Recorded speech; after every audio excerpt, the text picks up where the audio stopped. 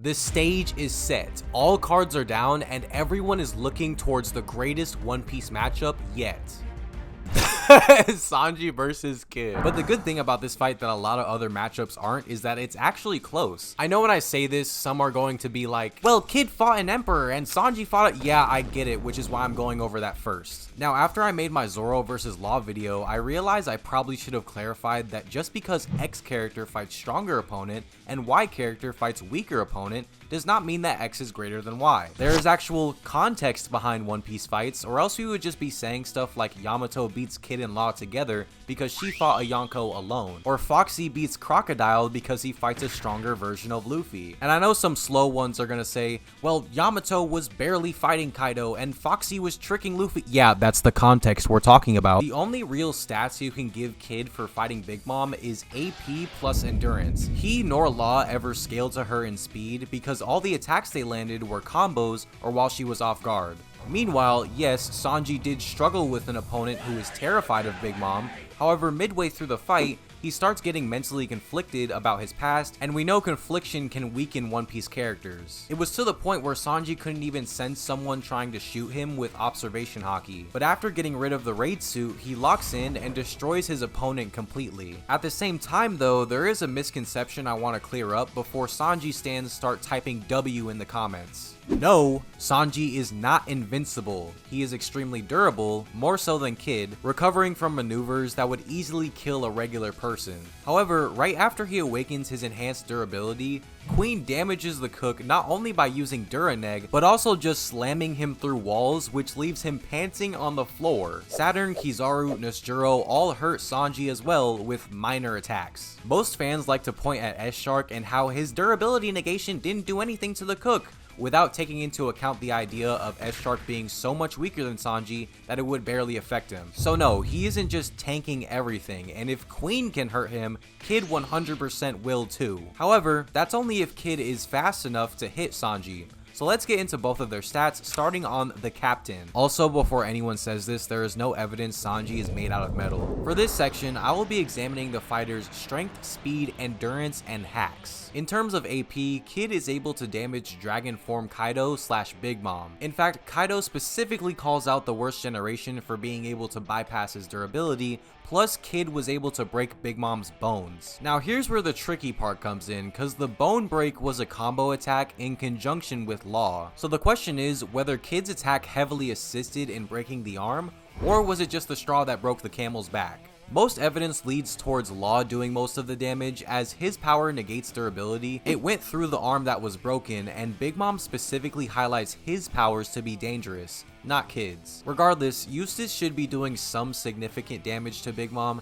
as not only is he proven to hurt characters on her tier of durability, but the next time he throws an attack, she tries to avoid it. Linlin also powered up specifically after Kid used his Punk Clash attack. Yes, this was in conjunction with Law, however, after Trafalgar did his part of the combo, she didn't seem like she was going to do this. So Kid is affecting Big Mom somewhat, and definitely Sanji too. Again, Queen can even damage the cook. This also brings me to another thing, that whole argument of, it's just metal, but Big Mom and characters like her are actively avoiding it, so it's not just metal. I'm not trying to argue Kid is using haki or anything, but it's a series where Zoro, with just metal swords, can cut stone, steel, Sanji can block laser beams. I hate it when people try to bring realism for certain characters, then look at Whitebeard getting his face blown off and are like, bro, that was insane! Like, shut the fuck up. Finally, for his attack power, Kid possesses the ability to create a railgun named Damned Punk. The move could most likely one-shot Sanji, however, in this fight, it isn't really an option for Kid. The machine takes way too long to charge up, long enough for Sanji to disrupt the process. Now, Kid doesn't really have any speed feats besides dodging Misery. It's really the same as Laws at the end of the day, who is relative to Rooftop Zoro. This was also before they fought Big Mom, so Kid after said battle should be a bit faster. His endurance is far greater though. Not only did he face 2 emperors, but right after started the fight against Linlin, the second longest battle in the raid. One thing I really want to drive home is that Kid started the Big Mom fight before Sanji even got back to the performance floor, and Big Mom was defeated way after Sanji beat Queen. I'm not just going off chapter numbers here, this is actually what happens. Kid ambushes Lin Lin, Luffy's first defeat is announced, Sanji enters the performance floor to fight King and Queen, Law steps in to team up with Kid, meaning there was a period of time where Eustace was fighting alone.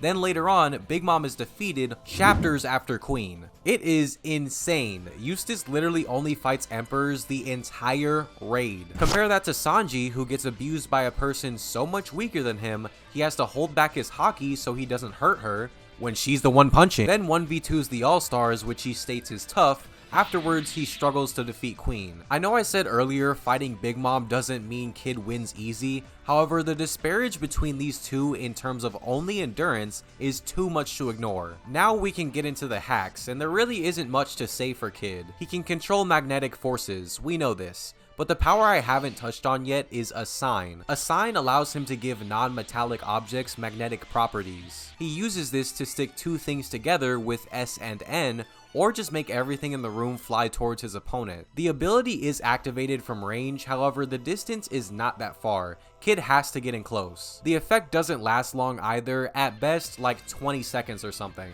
The cook of the Straw Hats is a different matter though. For strength, Sanji can do slight damage to Queen with Diablo Jambe, however what really gives him the edge is the new Ifrit Jambe. With this attack, he destroyed the commander, though there's another dilemma here. Again, we can't really tell whether Ifrit was the straw breaking Queen's back, or the main factor leading to his defeat. More evidence points towards the latter option, as before the attack, Queen was chillin', not too pressed. Yet even so, it's not like he got one-tapped by Ifrit Jambe, as Sanji performed a 10-hit combo on him, which Queen was conscious for. Speaking of being conscious, there is a whole line of scaling where a nerfed Big Mom KOs Queen easily, yet a stronger version couldn't put down Kid. It's basically used to say Sanji can't do anything to Kid. However, Queen wasn't in his hybrid form, plus you can argue he was just faking a knockout, because he transforms back into a human, which Zoan users usually don't do when unconscious. Even if Queen was knocked though, it wasn't for very long. Regardless, I think this instance is still a valid comparison.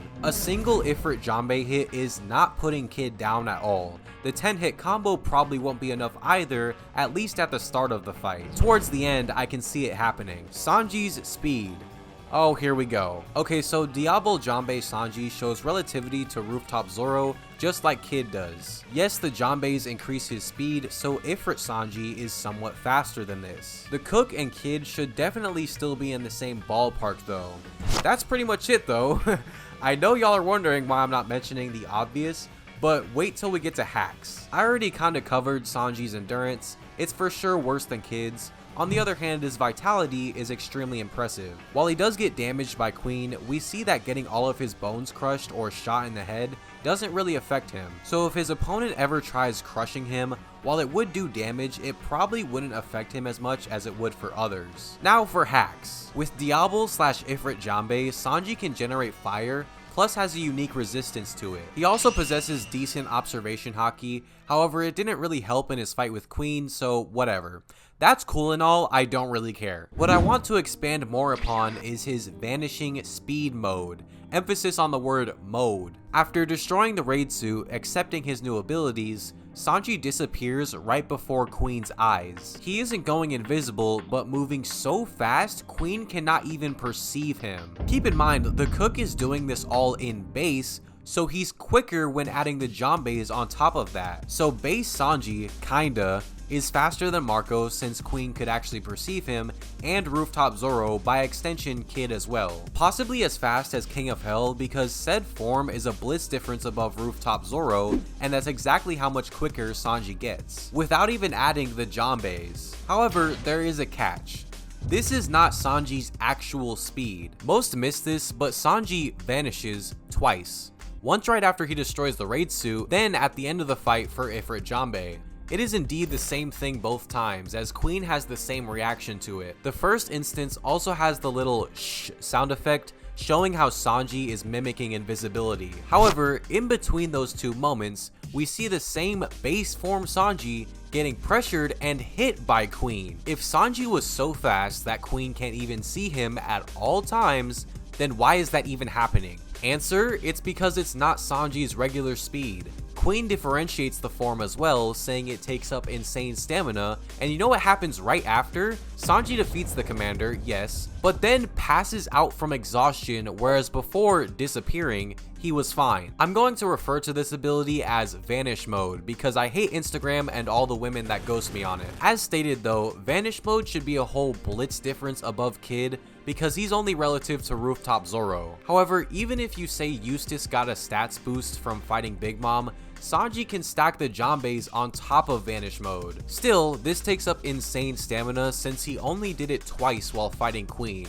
Of course, Sanji could do more if he wasn't weakened, but that applies to every character in the raid, so Kid can too. Now, unlike my last video, I don't think this fight just comes down to simple win conditions or basic solutions, because it really is up in the air. Base to base, Sanji and Kid should be going back and forth with each other, with the captain not only hitting harder than the cook, but also enduring more as well. At that level, Eustace could definitely outlast Sanji, possibly even landing an assign attack, which would do major damage. However, the cook has an extremely powerful ace with Vanish Mode plus Ifrit Janbei. For a moment, he is undoubtedly far faster than Kid, dealing insane damage in quick succession. Is this really enough to defeat Kid though? I don't know. The biased part of me who likes Sanji more as a character wants to say he wins, but I have to respect Kid for what he performed. I really only came here to explain the fight is close. One character does not blitz and no diff, nor does the other automatically win cause he fought a Yonko. The battle ultimately comes down to whether or not you think the captain can outlast Sanji, or does the cook do so much damage that Kid is overwhelmed? I honestly don't care in this instance, nor do I care for either of these characters like I did for Zoro and Law, so I'll leave it up to the comments. Bye!